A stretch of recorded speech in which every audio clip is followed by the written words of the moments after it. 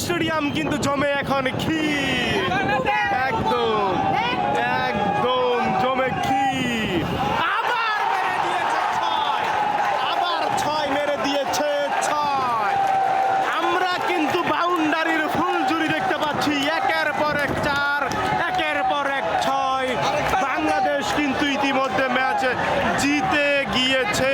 মাত্র 6টি রান দরকার বাংলাদেশের জিততে হলে।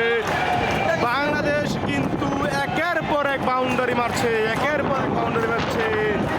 ইতিমধ্যে কিন্তু স্টেডিয়ামের জনগণ সব জমে গিয়েছে।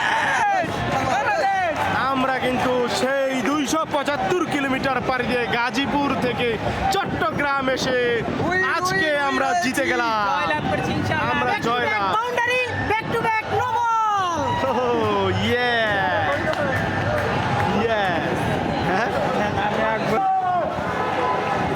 আবার কি হয় কিন্তু হলো না।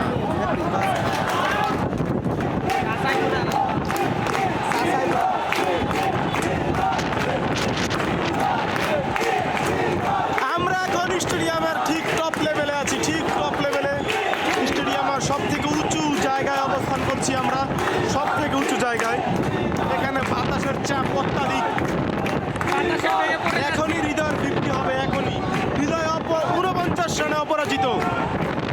এই তো হৃদয়ের অর্ধশত রান পূর্ণ হয়ে গেল, অর্ধশত।